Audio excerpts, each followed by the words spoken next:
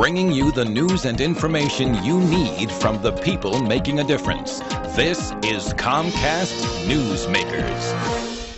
Well, I'm glad you could join us. There's an interesting project that has been going on where you have houses, you know, not the ones you're going to live in, but houses that you can see in different shopping areas, all for a good cause. Diane Lynn is with us right now.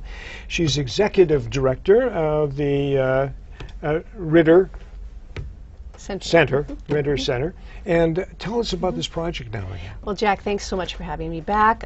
We're very excited that the community should be celebrating the positioning of all the art houses all over the communities of Marin, from Sausalito to Novato and every place in between, the shopping centers, the town centers, 25 locations all around Marin, 25 different artists and groups put together their own interpretation of the art house.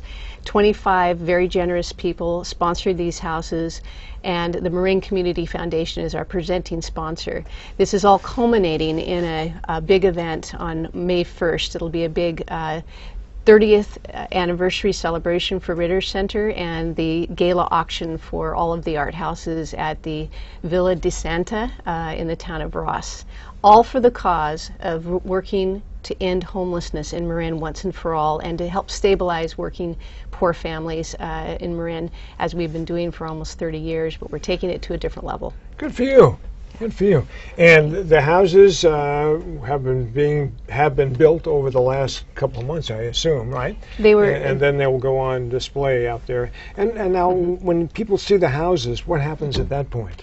Well, are they taking donations at the house? Are they doing? Yes. How does that work? Every house will have a donation opportunity right there, and people will be able to see what each artist did, from Kathleen Lipinski to Joe Brubaker, to groups of people. The Marin Academy did a house together. There's a whole variety of people that interpreted the issue of homelessness, that created beautiful pieces, some edgy pieces. Every one of them is different. It's all about coming together as a community as the economy still stresses families. More and more people are coming to Ritter Center for food and clothing, housing opportunities. We really need to focus on getting the chronically homeless in our community in housing once and for all, because we're spending too much money with a bad result, having them out and about on the streets. Everybody can see that if they look. Okay, this is a problem, it seems to me, is bound to, in the current conditions, economic conditions, to be getting worse, not better. I'm afraid we're seeing as many as 100 more people a month at Ritter Center during this economic, while there's improvements in the economy, people that have lost their jobs, their homes, their cars are coming to us. What we need to do is really take a hold of the people that have been living on the streets for literally sometimes decades, get them in housing, stabilize them so we can really focus on preventing homelessness in the first place. Yes. Diane, with all due respect, someone who's been living on the street for decades or months or whatever number, it's very difficult sometimes to get those people back into what we would consider adequate housing. Well, thank you for asking that. Yes.